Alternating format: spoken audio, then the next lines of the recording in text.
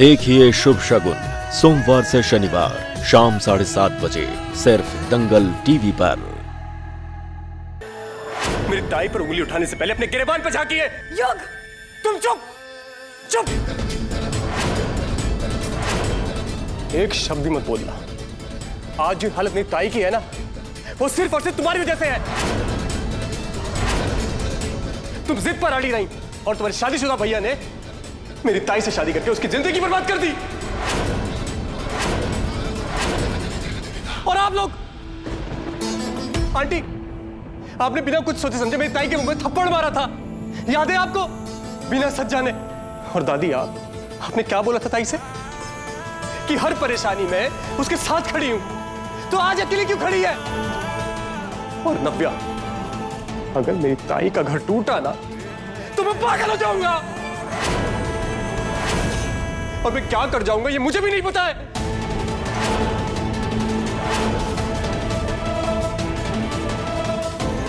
क्या करोगे? अरे आप रिश्ता तोड़ के तो देखिए, सारे मतलब साफ हो जाएंगे। और मेरी एक बात समझ में नहीं आती है कि एक इंसान इतना खुदगर्ज कैसे हो सकता है। अपनी बहन की जिंदगी संवारने के चक्कर में किसी दूसरे की बहन की जिंदगी उजाड़ दी। अरे मजाक बना के रखा है आप लोगों ने।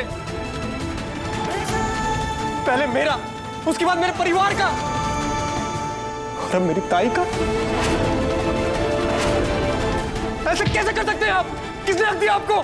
तो क्या करता मैं? क्या करता? नव्या अपनी जान देने वाली थी, मरने देता उसे। अरे अपनी बहन की जान बचाने के लिए मैंने ऐसा किया। वाह वाह, अपनी बहन की खुशी खुशी, और मेरी बहन का क्या, इसके बारे में कौन सोचेगा? इसके बारे में कौन सोचेगा?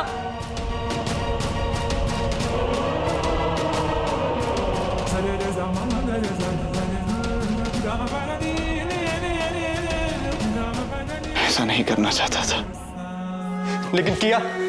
हाँ, किया आपने। चलिए ये बताइए कि आप सही कैसे करेंगे सब? युग, कर सकते हैं आप? नहीं कर सकते ना। मैं आप छोड़ूंगा नहीं। बहुत इज्जत दे ली मैंने आपको। युग,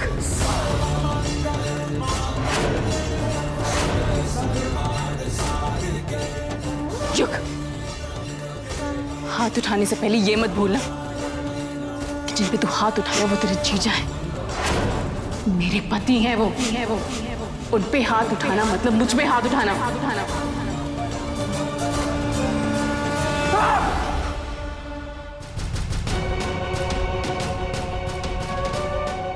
इस सारे फसाद की जड़ तुम हो, तुम। अरे बहुत पत्नी पत्नी करती हो ना, तो क्यों मुंह बंद नहीं रखा अपना?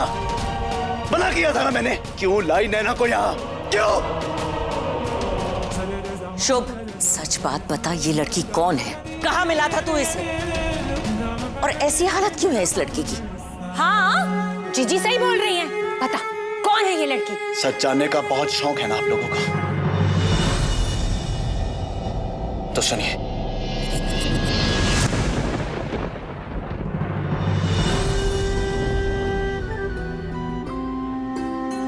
माँ पापा के जाने के बाद मैं और नव्या एक हॉस्टल में रहे। वहाँ एक टीचर थे, रमन सर। बच्चों, आज से ये आप दोनों का घर है। उन्होंने कभी हमें अकेला फील नहीं होने दिया, कभी ऐसा महसूस नहीं होने दिया कि मैं और नव्या अनाथ हैं।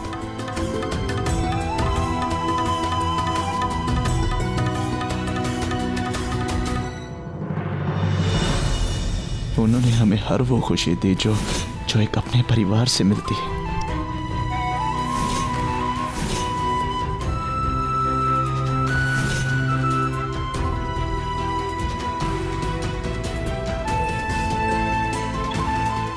नैना रमन सर की बेटी है। हमेशा से ऐसी नहीं थी वो, ठीक थी हम सब की तरह। और आज उसकी जो हालत है उसका जिम्मेदार सिर्फ मैं हूं, सिर्फ मैं। तू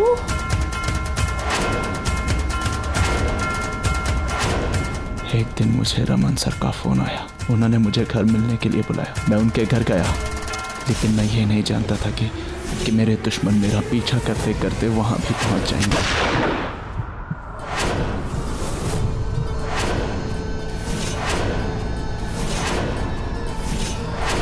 मैं भी डॉक्टर को लाता हूँ। नहीं बेटा, रुको, मुझे वचन दो कि नैना के साथ शादी करोगे और उसका जिंदगी भर ख्याल रखोगे।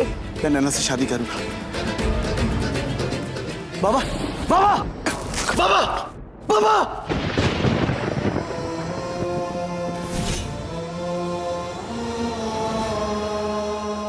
और जिस गोली से मेरी जान जानी चाहिए थी, उस गोली से रमन सर की जान गई। अब आप ही बताइए, जिस इंसान ने मेरे हिस्से की गोली अपने सीने पे खाई, मैं उसकी बात कैसे टाल सकता था? मैं कैसे उसकी आखिरी इच्छा नहीं पूरी करती?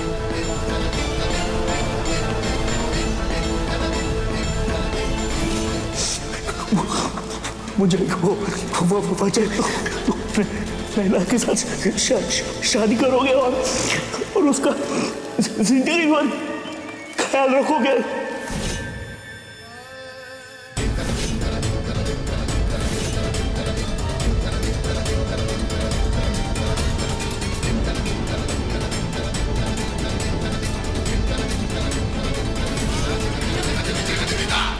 रमन सर की बात ना मैं टाल सका और ना नैना।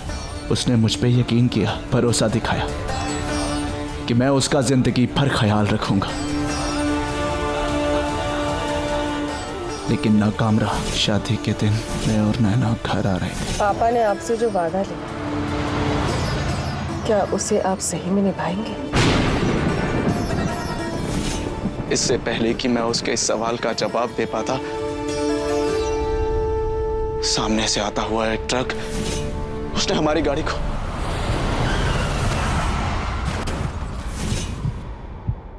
जो काम दुश्मन की गोली नहीं कर पाई, वो काम उन्होंने मेरा एक्सीडेंट करा के करना चाहा। हम दोनों की जान तो बच गई, लेकिन नैना के सर पे बहुत गहरी चोट आई और वो अपना दिमागी संतुलन खो बैठी। अब उसके जहन में सिर्फ यही सवाल है कि मैं ये वादा निभाऊंगा या नहीं। मैं उसका ख्याल रख पाऊंगा या नहीं। और इस वादे ने, इस एक सवाल ने मुझे और नैना को एक दूसरे के साथ हमेशा हमेशा के लिए बांध दिया है।